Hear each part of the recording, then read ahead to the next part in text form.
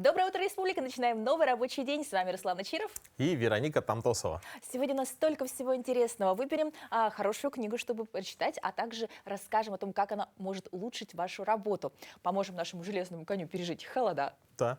Ну, а также, друзья, сегодня у нас будут очень интересные гости в студии.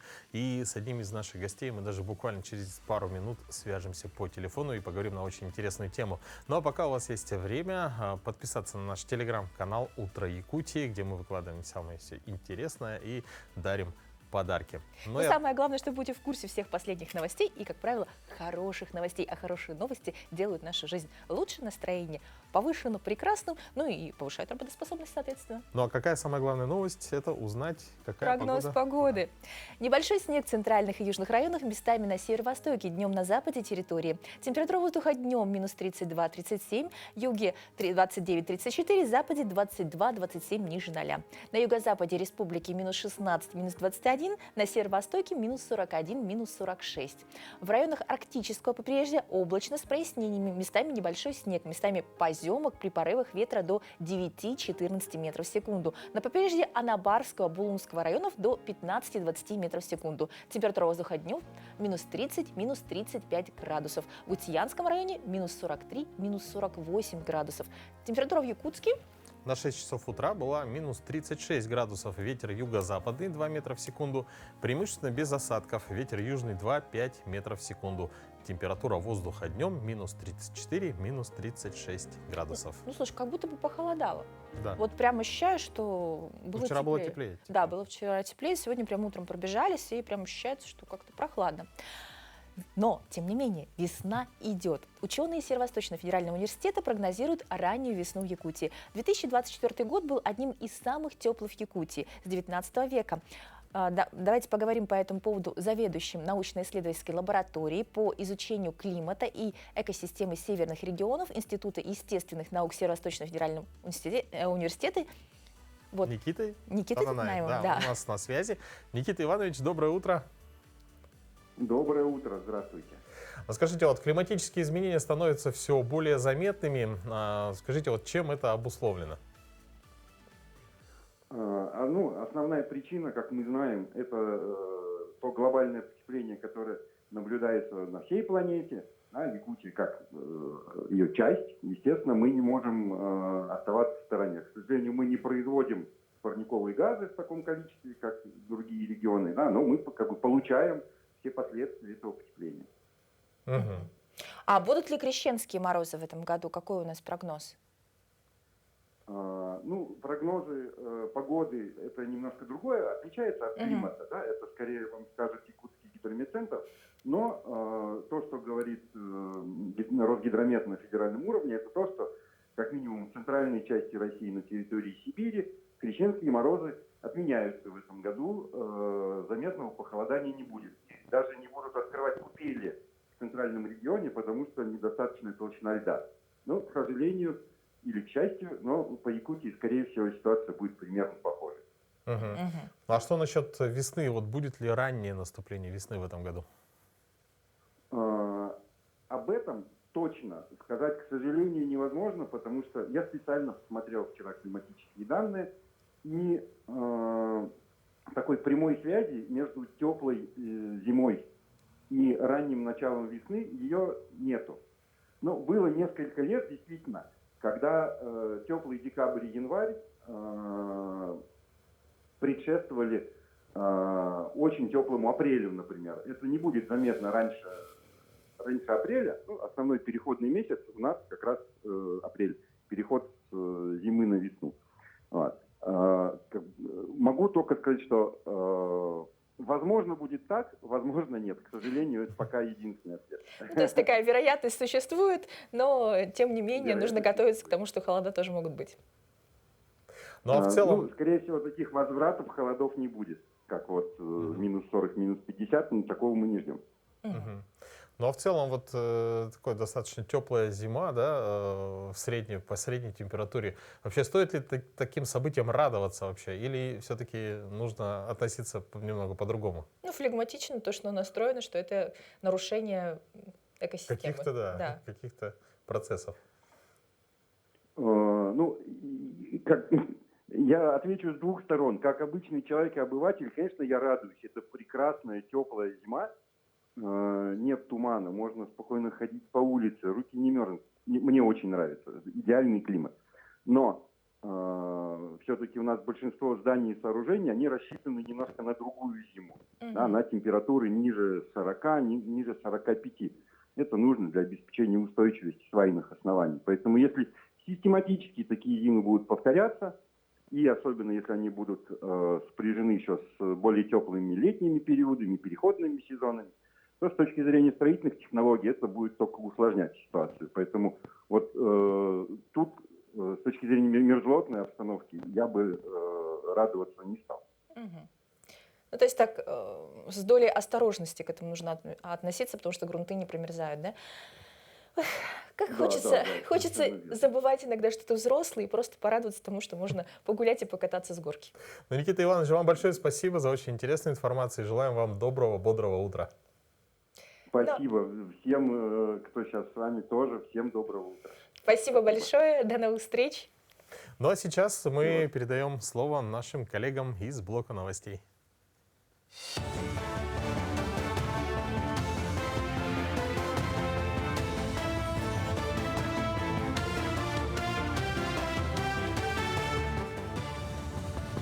Доброе утро. Расскажу самые заметные новости к этому часу. Арсений Николаев поставил задачи перед руководством правительства и администрации. Он поручил приступить к реализации планов Года защитника Отечества в России и Года защитника Родины в Якутии, обратив особое внимание на 80-летие Великой Победы. Так, до конца недели произвести выплаты ветеранам войны, которые были увеличены до 2 миллионов рублей. Также до 20 февраля обеспечить предоставление всех выплат вдовам участников войны, жителям блокадного Ленинграда, узникам концлагерей, ветеранам тыла и детям войны. В День российской печати в Доме правительства номер 1 состоялось торжественное вручение государственных наград работникам отрасли средств массовой информации и печатного дела.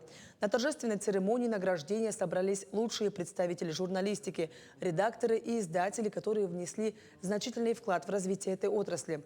В ходе церемонии было вручено множество наград, среди которых нагрудные знаки, почетные грамоты и благодарственные письма. В сфере журналистики я работаю 36-й год. В 2013 году я стала обозревателем газеты «Якутия». Ну и потом вот уже 2-й год возглавляю газету «Якутия». И безмерно горжусь этим, потому что в нашей газете работали самые, наверное, известные журналисты, мастера пера. И сейчас у нас тоже замечательный коллектив. У нас очень много проектов интересных, и мы продолжаем свою работу. Более 100 миллионов рублей потеряли нюрнбергринцы в прошлом году от действий дистанционных мошенников. За прошлый год жертвами преступников стали более 500 жителей района. В этом году уже зарегистрировано 7 заявлений о мошенничестве. Общая сумма ущерба составила 930 тысяч рублей. Основными схемами обмана по-прежнему остаются звонки от имени сотрудников банков и различных силовых структур, операторов сотовой связи, сотрудников энергосбыта, пенсионного фонда, портала госуслуг и прочих организаций. Всегда нужно соблюдать элементарные правила личной финансовой безопасности. Но прежде всего мы рекомендуем не отвечать на звонки с незнакомых номеров, в особенности, которые поступают в последнее время очень часто через мессенджеры. Если вы ответили на такой звонок, то всегда необходимо проверять услышанную информацию. Это самостоятельно перезвонив по номеру той организации, от имени которой вам поступил звонок. Также необходимо проверять все сообщения от родственников, знакомых, руководителей, которые просят занять, допустим, денежные средства. Всегда нужно связываться с данным человеком, чтобы уточнить также информацию. Турпоток на реке Синей в Якутии возрос на 37% и составил более 2000 человек в год. Национальный проект «Туризм и индустрия гостеприимства» реализуется с 2021 года и продлен до 2030 года. Туристов привлекают отвесные скалы на берегах реки, которые тянутся на протяжении 80 километров. Самое большое количество туристов наблюдается в летний период, когда те приезжают на сплавы и рыбалку. Развивается и семейный отдых. С возрастающим туристическим потоком стал вопрос повышения качества обслуживания. На реализацию проекта в этом году и в следующем выделят 73 миллионов рублей.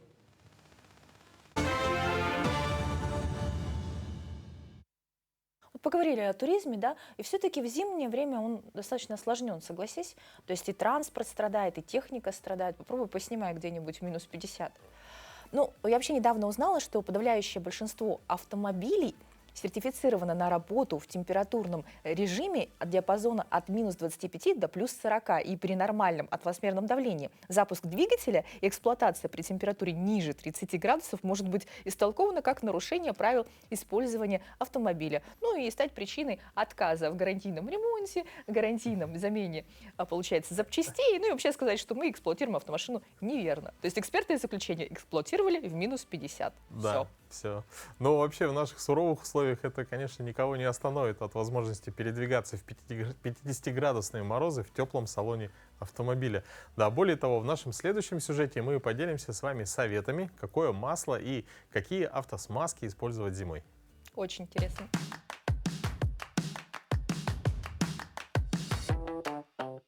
Доброе утро, дорогие друзья! С наступлением холодов, естественно, все расчехлили свои портативные гаражи. У нас город прямо весь в них сейчас стоит. И, как мы все очень хорошо знаем, самая нижняя точка технической части автомобиля – это будет поддон картер двигателя. Все масло скапливается в нем. Соответственно, когда машина стоит на улице, то самая первая точка, которая начинает мерзнуть, это именно поддон. Нужно заливать соответствующее масло на такой суровый сезон. Не сезон, а время года, так скажем, да? Допустим, летом вы заливаете масло 5W30, зимой нужно 0,30. Почему? Грубо говоря, первая цифра – это у нас температурный режим, да? W – это слово winter, пятерка – холодный запуск. Вязкость масла при холодном запуске. Тридцатка – это когда уже ваш двигатель принял рабочую температуру. Здесь у нас идет нулевка. Чем меньше первая цифра, тем легче маслу, так скажем, прокачиваться в минусовую погоду. Да, соответственно, вот это масло, оно будет более текучим, нежели вот этот на холодный двигатель. При рабочей температуре, когда двигатель уже разогреется, да, то у них вязкость будет абсолютно одинаковая, и на работу двигателя это никак не скажется. Он будет работать именно так, как должен работать с завода. Продолжая тему портативных гаражей, может быть такая ситуация, то что вы оставили машину на ночь, да, под портативным гаражом, и за время работы двигателя просто поднимается конденсат, все же закрытое помещение, и может быть такое, что просто двери замерзнут, а именно ваши резинки уплотнительные примерзнут двери. Чтобы таких ситуаций избегать, настоятельно рекомендую вам использовать вот примерно такие силиконовые смазки, а именно вот с таким вот аппликатором. Почему? Потому что так меньше расхода и, так скажем, больше КПД. Так, следующее у нас по списку. Это хорошее, так скажем, обслуживание вашей ходовой части автомобиля. Такие смазки, любые, которые, так скажем, идут до хорошего минуса. Да? Конкретно вот эта вот смазка до минус 53 градусов. Ей можно будет смазать и ступичные подшипники, шариковые, роликовые. Можно будет смазать привода, можно будет смазать крестовины. В общем, нужно обслужить свой автомобиль именно зимней смазкой. Дальше, для обладателей дизельных автомобилей настоятельно рекомендуется в зимнее время заливать смазку ТНВД. Для чего? Так как у нас смазка зимняя, оно все, так скажем, чем больше минус у нас в городе, тем более сухое топливо у нас становится. И для того, чтобы у нас ТНВД раньше срока не выходил из строя, лучше всего заливать именно специальную смазку для ТНВД. Добавляется оно как добавка в топливо. И точно так же, да, допустим, вы захотите поехать куда-то в межгород, да, какой-нибудь, куда-нибудь на долгую дорогу, настоятельно рекомендуется дизельным автомобилям брать с собой антигель. Без антигеля, выезжать куда-нибудь, так скажем, далеко от города, от населенных пунктов крайне опасно. Поэтому такая штука всегда должна лежать в автомобиле. Надеюсь, наши советы вам помогут безопасно, а что самое главное, приятно использовать ваш автомобиль в зимний период. Я уверена, что они помогут. Я лично для себя узнала очень много интересного. Я даже на это не обращала никогда внимания. Какие-то циферки, да? Да, какие-то циферки на баночках. А теперь я знаю, что за баночки, что за циферки. Возвращаемся к сегодняшнему дню. 14 января отмечают два праздника: Васильев день и Старый Новый год, который появился всего век назад после календарной реформы. Да, соответственно, очень интересный факт, что разница между юлианскими и григорианскими календарями увеличивается каждое столетие. когда число сотен в году от Рождества Христова не является кратным 4 на один день. Поэтому с 1 марта 2100 года эта разница составит 14 дней. Интересно. К тому же в древнерусском календаре этот день был посвящен Василию Великому и считался очень важным с точки зрения его влияния на весь последующий год. Вечер накануне этого дня назывался щедрым. Хозяйки готовили множество снедей, чтобы угостить всех знакомых и соседей. Существовало поверье, чтобы богатый стол обеспечил хозяину достаток на весь последующий год.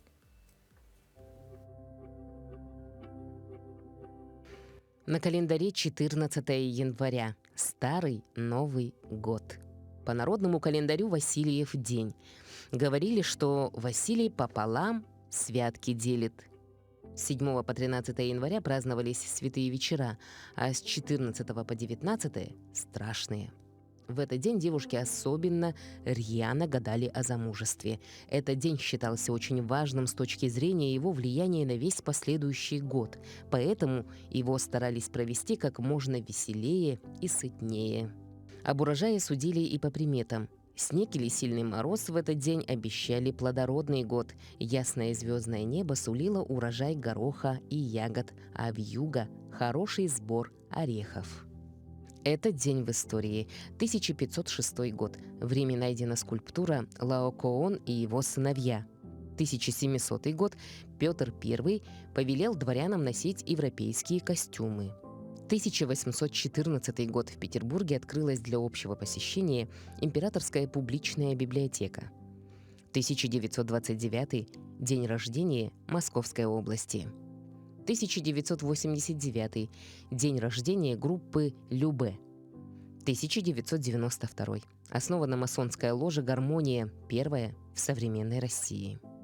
В этот день родились Адам Чарторийский, польский и российский государственный деятель; Петр Семенов-Тяньшанский, российский географ, статистик, глава Русского географического общества; Берта Моризо, французская художница; Альберт Швейцер, немецкий теолог, философ, музыкант и врач, нобелевский лауреат; Анатолий Рыбаков, советский писатель-романист; Юкио Мисима, японский писатель и драматург; Людмила Пинаева, советская спортсменка, трехкратная олимпийская чемпионка; Валерий Харламов, советский хоккеист, нападающий, олимпийский чемпион; Анна Самохина, советская и российская актриса театра и кино, заслуженная артистка России. Именины сегодня отмечают Александр, Богдан, Василий, Вячеслав, Григорий, Иван, Михаил, Николай, Петр, Платон, Трофим и Федот. Более 10 лет назад группа ученых-издателей и энтузиастов начала воплощать в жизнь уникальный и единственный проект «Пути великих свершений» по систематизации и обобщению истории в глобальном процессе расширения России в сторону Северо-Востока, Дальнего Востока, Тихоокеанского побережья и Арктики.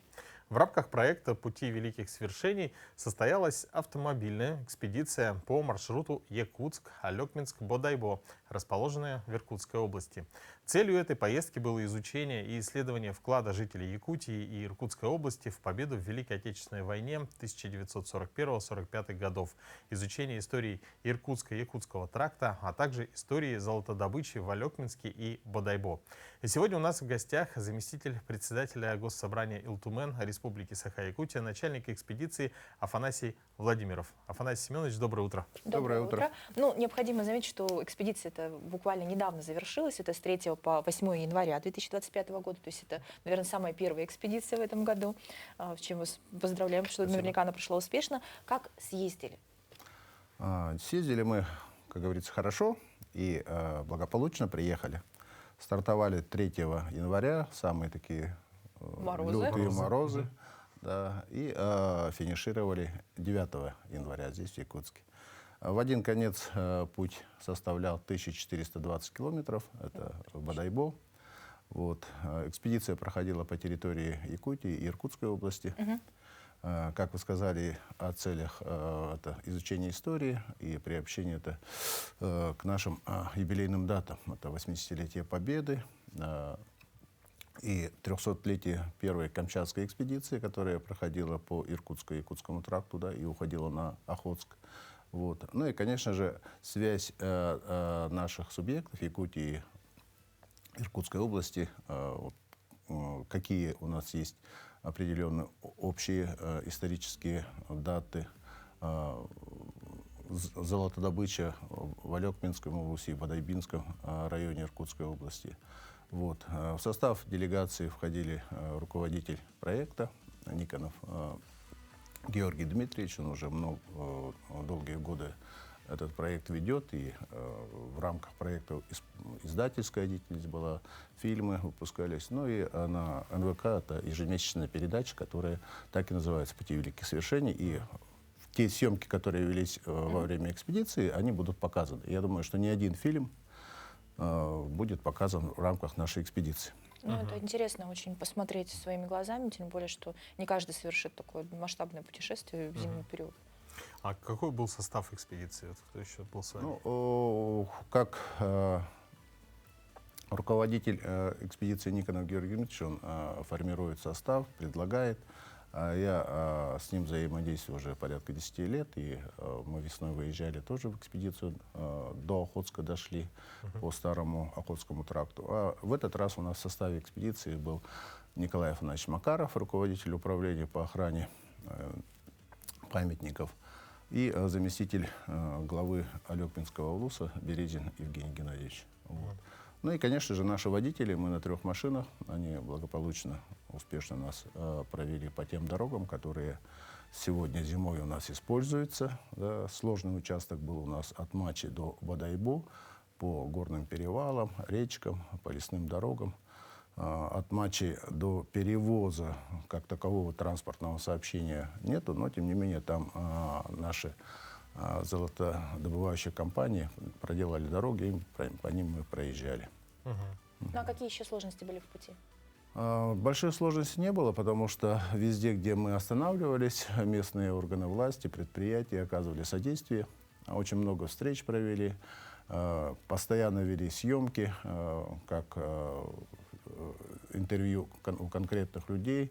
Ну, допустим, мы очень много сняли старожилов Якутского тракта, потомков ямщиков. Они рассказывали о работе Якутского тракта, а также вспоминали о своих отцах, родственниках, которые участвовали в Великой Отечественной войне. Очень много съемок проводили. Вот. То, что у нас местные органы власти к этому отнеслись достаточно внимательно, все наши сложности, как говорится, и в пути исследования, какие-то мелкие поломки там, и так далее решались достаточно быстро. Но и золотодобывающие предприятия отнеслись тоже достаточно так очень хорошо, тепло встречали. Артель «Витим» и в селе Мачем они нас размещали, машины смотрели, техосмотр проводили, и также в Бодайбо эта работа была проведена. Местные органы власти Бодайбинского района составили очень насыщенную программу, буквально, как говорится, с одной локации на другую локацию переходили много, посмотрели промышленных предприятий. Ну и в то же время встречались с общественностью, с историками, с краеведами. Вот они очень много нам литературы подарили. Сейчас изучаем, да, журналов, альбомов, фотографий. Ну вот это только часть, потому что мы очень большой ящик этой литературы привезли. Сейчас изучаем для того, чтобы составить хорошие передачи. Еще одной целью было то, что так как мы очень исторически связаны с Иркутской областью, с Бодайбо, и наши известные люди там жили, работали, такие как Алексей Алексеевич Кулаковский, да, Вера Дмитриевна Давыдова, первая детская писательница, Семен Петрович Барашков, то есть найти какие-то исторические моменты их работы. К сожалению, в тех музеях, тех архивах, в которые мы работали, следов по Семену Петровичу Барашкову, по Алексею Алексеевичу Кулаковскому мы не нашли. Но, тем не менее, очень было приятно, что бодайбинцы очень хорошо относятся и помнят Елену Дмитриевну Давыдову. Именем ее названа библиотека. В архивах мы нашли очень много материалов, и многие те, кто были у нас на встрече, они вспоминали о ней очень тепло и хорошо. Она была учительницей, работала в библиотеке и вела большую общественную деятельность. Поэтому нам было это приятно. Ну и в пути исследования многие обращались и говорили, что мой прадед работал бодайботом. Посмотрите, может, что-то есть. Отправляли фотографии. Ну, к сожалению, конкретно что-то мы не смогли сейчас найти, но тем не менее сейчас в наших планах организовать вместе с музеем города Бодайбо и нашими краеведами и так далее выставку. Выставку, да, или виртуально это будет, или Поднять еще архивы, что-то. да, получается. Очень было интересно молодежи, они к нам приходили, спрашивали, ну и было очень хорошее предложение там, от организации «Движения первых» провести телемост и заняться вот в проектах «Пути великих свершений» изучением связи Якутии и Иркутской области. Афанасий Семенович, большое спасибо вам. Да, действительно, это большое дело, и всегда нужно поддерживать, да, историю и находить новые интересные факты. Мы готовим пресс-конференцию по итогам экспедиции. Она состоится у нас в четверг в 11:00 в пресс-центре Сахамедио. Все желающие могут подойти. Да, все желающие могут подойти. Спасибо большое. Ну, пошла вторая рабочая неделя Нового года. Мы вовсе не хотим сказать, что планерок и дел было много, просто календарь больше не оставил свободных мест. Но в основе прорывов, как это ни странно, лежат привычки. Это рутина, которую мы делаем с регулярностью, практически на автомате. Именно такие качественно настроенные действия приносят в конечном итоге победы. И на самом деле нет специального или лучшего времени, чтобы начать менять их, будь то обычный понедельник или начало Нового года. Начинаем новую жизнь с Нового года. Но, однако, чтобы простроить что-то новое, нужно как минимум найти время подумать об этом, устранить такие называемые деклейтеринг, то есть избавиться от всего, что отнимает у нас ежедневно время, и начать приобретать новые полезные привычки. Например, утренняя. Ну, утренняя зарядка, конечно. Доброе утро! Сегодня у нас будет комплекс на пробуждение и расслабление мышц спины. Для этого комплекса не понадобится много времени и не понадобится никакого оборудования. Достаточно коврика для фитнеса. Если же у вас его нет, то вы можете использовать одеяло или домашний коврик, так, чтобы поверхность была не сильно твердой. Мы будем сейчас с вами отстраиваться в 4 нейтральные точки. Уводим кисть под плечо, ноги на ширине плеч. На вдохе мы будем с вами прогибаться.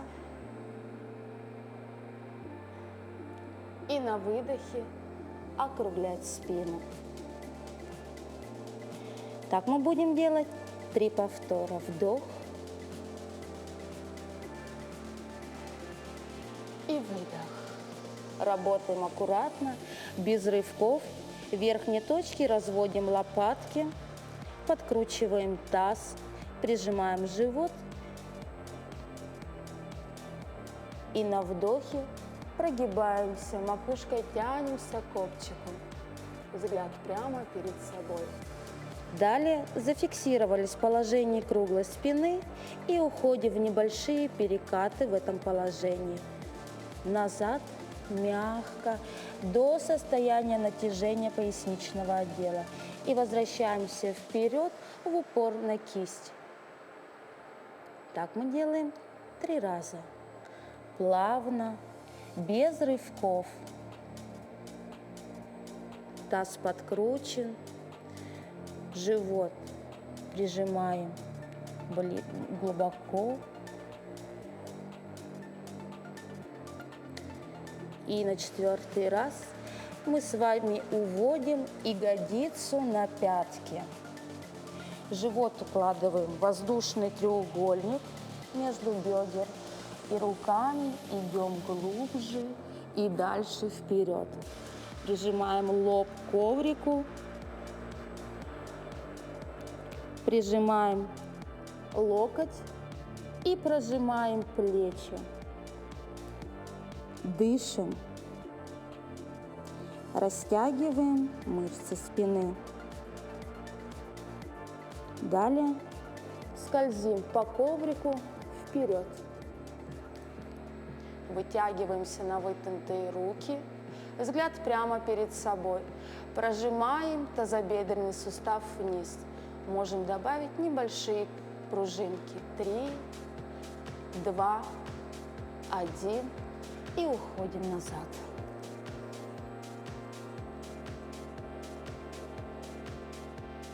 И снова растем вперед. и прожимаем. Спокойно, без рывков, на 3 счета и возвращаемся назад.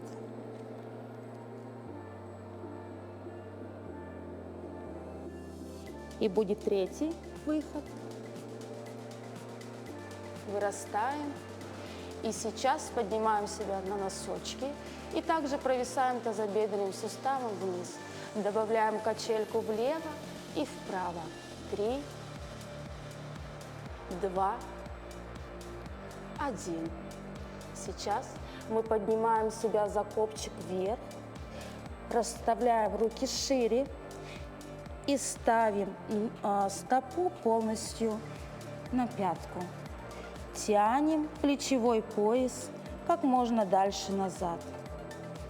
Работаем медленно, без рывков. Вы почувствуете приятное натяжение в области спины и задней поверхности бедра. У нижней точки стоп зафиксировались в этом положении как можно дольше, уводя себя глубже вниз.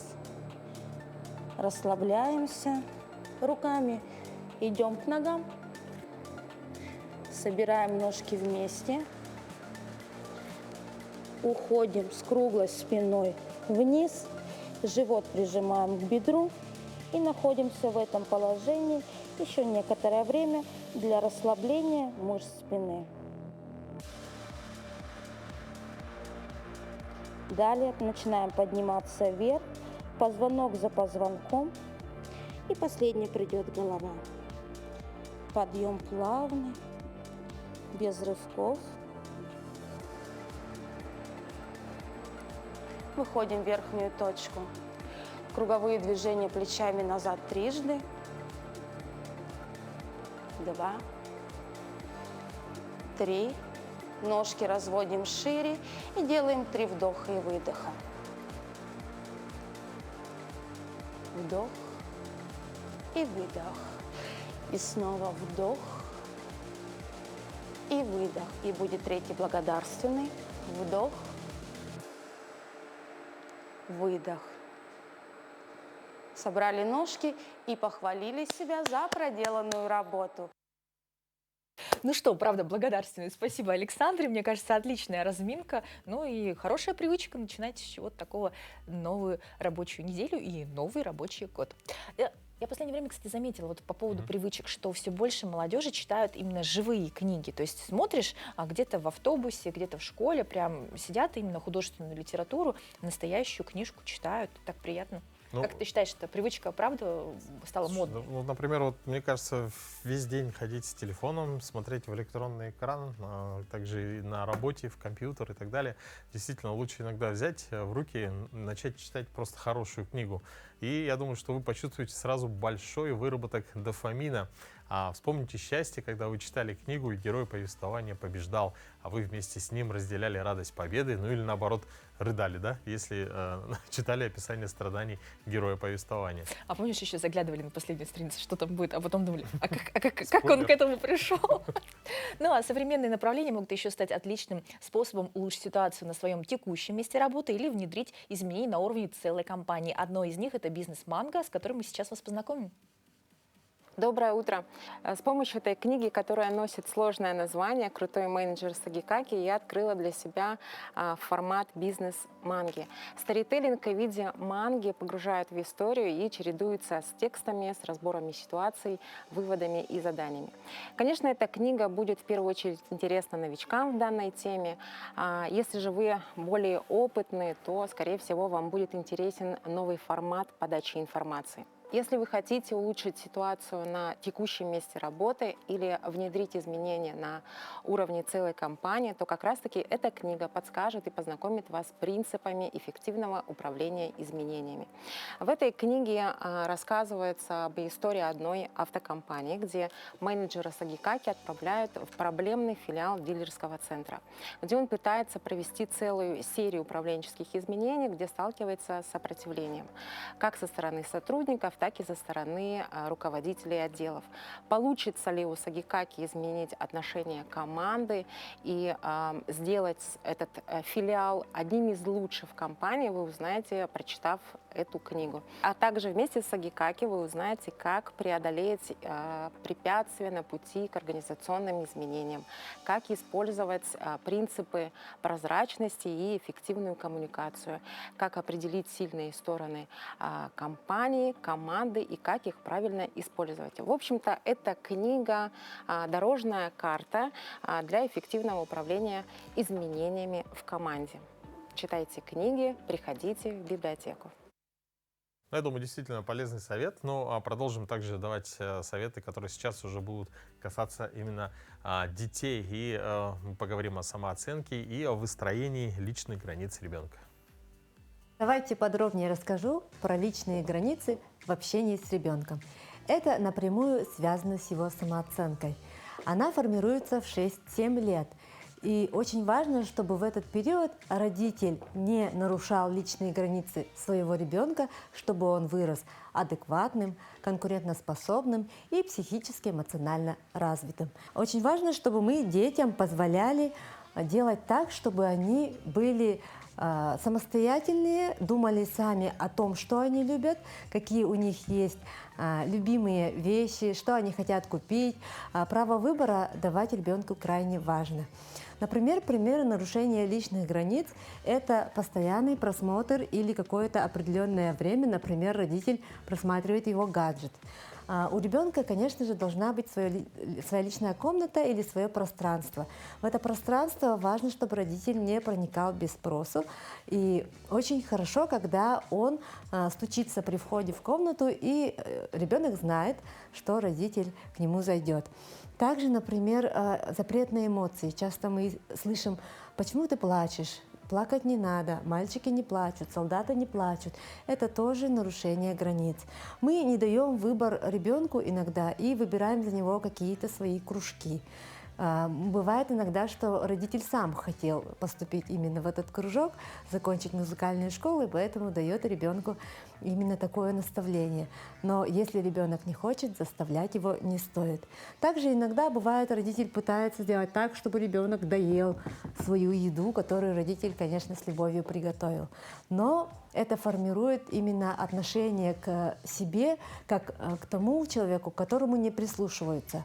И он начинает забывать о том, что же он в действительности хочет сам. И тогда, вырастая, у него отсутствует личная граница, и во взаимоотношении с другими людьми он не может их обозначить. Поэтому постарайтесь сделать так, чтобы ваш ребенок чувствовал всегда, что есть родители, они прислушиваются к его мнению. Его мнение тоже очень важно, и тогда вырастет ребенок адаптивный, вырастет ребенок с самоощущением, что он сможет в этой жизни сделать то, что он хочет, и достигнуть успеха. Согласно терминологии Всемирной организации здравоохранения, в современном мире все чаще говорят о психическом или ментальном здоровье человека, которое, как оказалось, настолько же важно, как его физическое состояние. Психическое здоровье отдельного человека и в целом здоровье нации сопровождают психологи, как специально обученные специалисты. Да, именно психологов справедливо считают врачевателями души. Почему? Потому что тело вылечит врач, а психолог следит за здоровьем души и ментальным состоянием. И действительно, это очень актуальная тема. Поговорить на нее мы поговорим, на эту тему, да? Мы сегодня поговорим с нашим гостем. Это кандидат психологических наук, директор Института психологии Северо-Восточного федерального университета Аида Егорова. Аида Юрьевна, доброе утро. Доброе утро. Доброе утро. В этом году уже был первый съезд профориентации в республике. Считается, что одно из главных направлений, которые работы психологов в школах, это именно куда дети должны поступить. Как проходит эта работа, на ваш взгляд, и насколько она успешна? Ну, на сегодня нужно отметить, что профориентация – это не просто диагностика личностных качеств человека и помощь в самоопределении и выборе профессии. Эта деятельность сейчас намного шире. Она включает и развитие определенных качеств в человеке, ну и также дальнейшее сопровождение человека по пути формирования и развития его профессиональной карьеры. Конечно, вот первоначально профориентационная работа проходит в школе. Ну, во многих школах есть педагоги-психологи, которые проводят эту работу.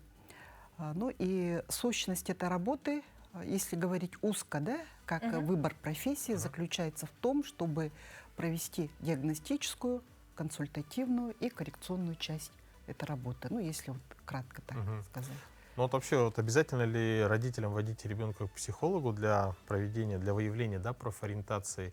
И вообще вот на что нужно ориентироваться? Ну, конечно, не обязательно. Если ребенок и родители уже уверены в своем выборе, определились, тогда, конечно, можно и не водить. Но на сегодня очень много новых профессий. Ежегодно появляется около 500 новых профессий. Какие-то профессии уходят в прошлое.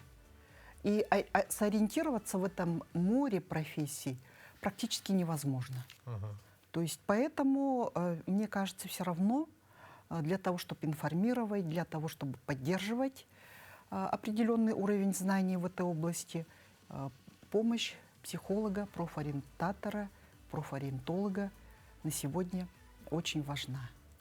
А что именно выявляет психолог, подбирая профессию, которая подходит ребенку? То есть часто бывает, что вот у меня в семье там все полицейские, я хочу пойти в полицию. То есть и это не всегда связано с потребностями самого ребенка. Как заметить это? Ну, вообще профориентация — это не только выявление каких-то индивидуальных личностных свойств ребенка или конкретного человека. Сегодня это намного шире. То есть мы даже должны склоняться к тому, что очень важны ценности человека. То есть какие ориентиры направляют наше социальное поведение, какие у нас есть внутренние установки, как я вижу свою жизнь в будущем, то есть не только профессию, но и в целом, какой есть идеальный образ моей будущей жизни. От этого тоже зависит вот эта деятельность. Вот об этом я даже как-то не задумалась. То есть мне как личностные качества и это основное. Да. Но вот сейчас очень модно вообще говорить о психологии, да? Очень многие представители молодого поколения видят себя психологами. Как вы считаете, с чем это связано и насколько это правда актуально? Ну, эта профессия сегодня очень актуальна, востребована, поскольку мир стал очень сложным. Очень много информации, очень много зависимостей, очень много нарушений детско-родительских отношений. И, конечно же, в первую очередь мы говорим о том, что в мире стало очень много эмоциональных нарушений, таких как депрессия, суицидальные мысли, опять те же аддикции, с которыми человек не может справиться, стрессов очень много. Поэтому я считаю, что вот на сегодня это одна из самых актуальных и востребованных профессий. Ну, чтобы помочь человеку, Конечно, соответственно. чтобы помочь человеку, самому себе разобраться в этом сложном мире. Ну, психологам же быть так сложно, это же нужно обладать человеколюбием, устойчивой психикой самому и возможностью эмпатии, да? Какими, даже не представляю, какие еще качества должны быть у психолога. Ну, вообще, такого вот набора профессионально важных качеств для того, чтобы поступить на психолога, на самом деле не существует. То есть любой человек имеет право получить, обучиться на эту профессию. Но другое дело, когда выпускник пойдет работать, тот уже работодатель решает, какие важные качества необходимы для специалиста того или иного типа, в том числе и психолога. Но они, наверное, еще очень разные, да, получается? Конечно. А вот интересно, В зависимости от того, какой вид деятельности выполняет психолог, конечно же, набор этих профессиональных качеств и личностных качеств он может варьировать. А вот с какими обычно вот просьбами или вот проблемами, да, именно вот наши горожане, да, жители республики обращаются к психологам? Есть ли такой тенденции какие-нибудь? Есть. На сегодня это эмоциональное расстройство. Это и переживание стресса, ПТСР, депрессий, и отсутствие мотивации что-то делать, учиться или работать. Ну, то есть очень много таких вот проблем, которые связаны именно вот с нарушением в этой сфере. Ну и далее уже на втором месте я бы назвала аддикции. Очень много обращений по поводу поведенческих форм аддикции. То есть не только вот употребление психоактивных веществ, но и в первую очередь это те нарушения, которые связаны ну вот, с девиациями, скажем так. Спасибо большое за подробный рассказ. Мне кажется, ну, психолог — это также вот актуально. Когда, помнишь, говорили, что у каждого должен быть свой юрист, врач. Сейчас, мне кажется, у каждого должен быть еще и свой психолог, потому что в таком темпе жизни по-другому невозможно. Ну и надеемся, что, правда, наши дети сделают правильный выбор. Да, спасибо вам большое. Доброе Спасибо. утро. Ну, а мы, дорогие друзья, продолжаем наши выпуски. И сейчас давайте узнаем, какие самые актуальные новости произошли к этому часу.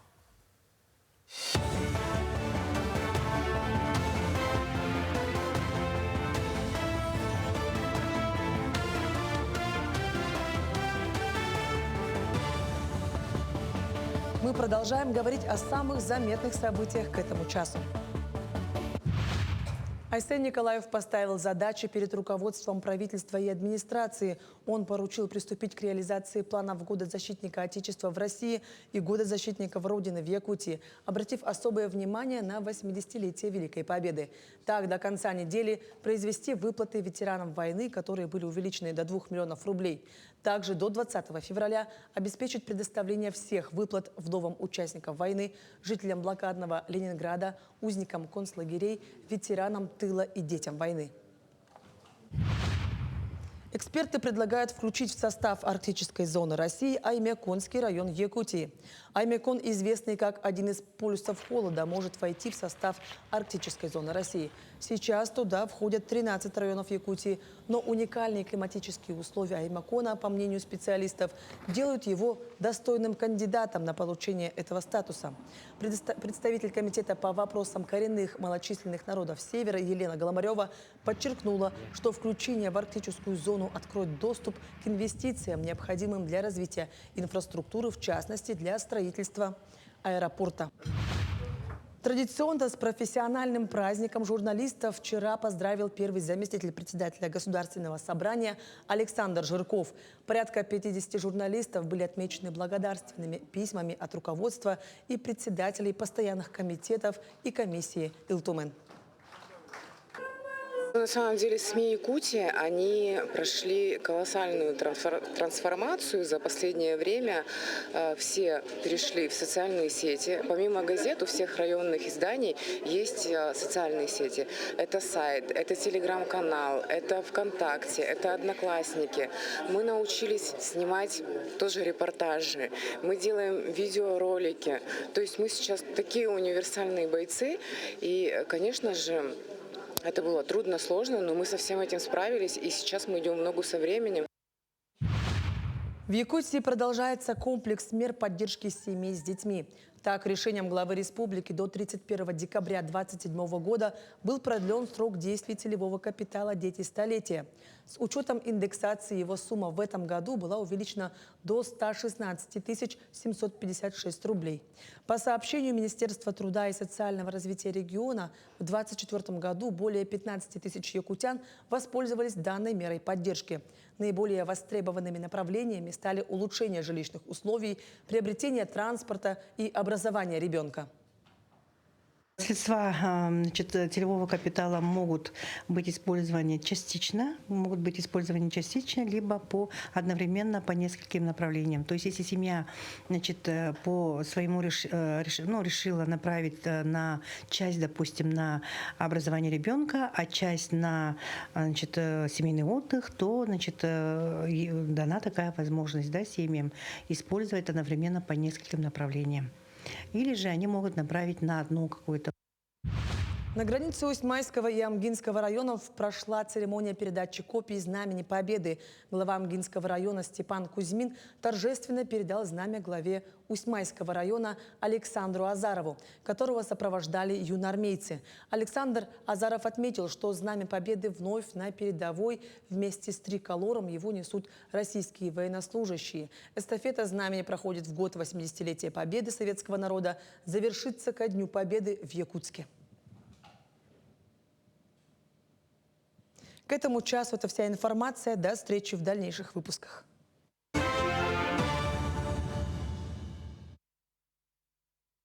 Друзья, ну, несмотря на то, что сейчас у нас зима, уже, думаю, многие огородники, у кого есть свой приусадебный участок, уже задумываются о высадке рассады. Но так вообще вот в январе рекомендуют задуматься о посадке гвоздики, маргариток и еще многих цветов. Ну, а начинать, конечно, необходимо с грунта.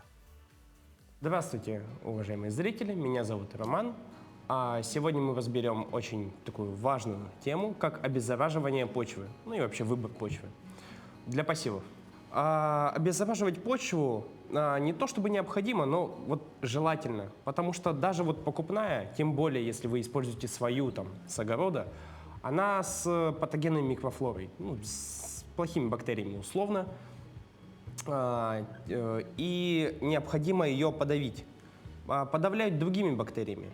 Вот, например, фитоспорин, есть такой препарат, либо есть еще триходерма, он более специализированный. Поэтому я считаю, что триходерму лучше использовать, если вы используете свою почву, например, с теплицы, там, откуда-нибудь, с участка. Фитоспорин же подходит, например, он более широкого спектра действия и подходит под покупную почву.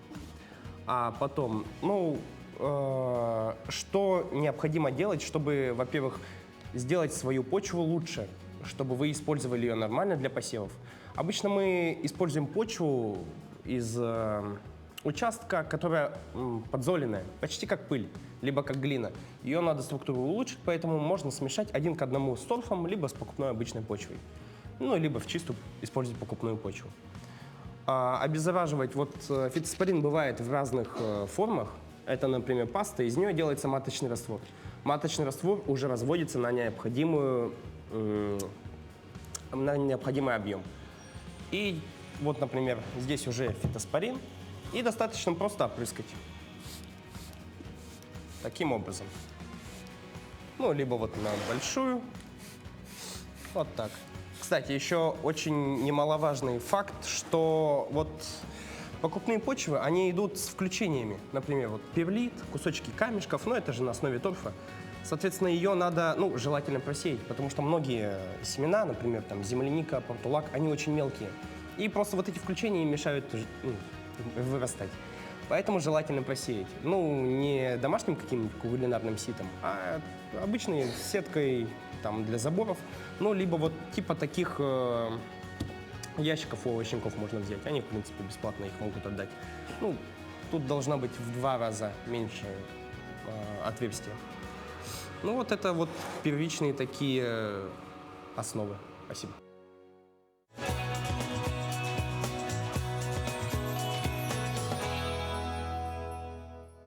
Вот уже поговорили о цветах, сказали, что будет теплая весна, скорее всего. И знаешь, сразу возникает какая-нибудь такая зимняя забава. Ну, самой зимой у нас как-то сильно не погуляешь по улице, а вот весной уже хочется, не знаю, в снежки поиграть. Вот ты что любишь? Нет, но этой зимой действительно она теплая. Я открыл для себя это. Мне понравилось кататься на велосипеде. Вот сегодня на работу тоже на велосипеде приехал. Красота. Экстрим. Нет, я предпочитаю, например, строить снеговиков. По мнению ученых, люди начали лепить фигуры из снега. В доисторические времена это был доступный для самовыражения инструмент. Первые упоминания снежных фигур относятся к XIV-XV веку. Например, на полях одного из манускриптов 1380 года ученые нашли изображение снеговика. Ну, почему-то под ним горит пламя. Ну, интересно, но, знаешь, ничто не сравнится с работами настоящих профессионалов, когда это уже не просто снежные фигуры, а полноценные произведения искусства. Посетители мероприятия фотографируются возле снежных экспозиций. Вместе с этим ведущие награждают победителей. Обладатель гран-при конкурса Валерий Симаков рассказал о скульптуре, которую представила его команда. Девушка олицетворяет реку Лена. Собственно, от девушки спускаются волны, в которых бурлит рыба. Значит, река омывает скалу. На скале находятся ленские столбы. С обратной стороны находятся жители этой горной, значит, реки, горный баран, орел. Ну и олицетворяет промысел у нас еще там рыбак на моторке. Посетительница Оксана Климова выделила фаворитов среди представленных конкурсантами экспозиций. Мне понравилось Енисей, Новосибирск. И вот это понравилось, это что это? Якутия и Луганск. 3, которые я выделила. Но самая такая вот мощная, это вот Енисей, Новосибирск. Такие скульптуры красивые, такая мощь, сила. Очень вообще неожиданно, очень понравилось. Местная жительница Светлана Якушина отметила, что пребывает в восторге от работ мастеров. Реки это наше все. Ну как, мы там и купаемся, и загораем, отдыхаем, и рыбу берем. Но мне кажется, актуальная тема. Мне понравился Енисей и Обь, очень понравились. Ну все красивые, но вот эти 2 выделила работы. 25-й Сибирский фестиваль-конкурс снежных скульптур проходил с 4 по 8 января. В нем участвовали 11 команд из разных городов России и 1 из казахстанского Павлодара. В этом году победителями стала команда «Город 7 мостов» из Новосибирска со скульптурой «Река времени». 2-е место досталось ребятам из Омска «Остров Свободы», а бронзу забрали новосибирцы «Профис Арт». Специальный приз мэра города Максима Кудрявцева получили мастера из Якутска за скульптуру «Лена. Большая река». Очень приятно, что наши достойно представили. Ну и правда, работы потрясающие у всех. Я бы тоже хотела посмотреть. Жалко не добраться так быстро. Друзья, ну а мы вам желаем отличного настроения, бодрого утра и, конечно же, продуктивного рабочего дня. Увидимся с вами на этом же канале уже завтра в это же время. В четверг. В четверг, да. Завтра профилактический день на телеканале.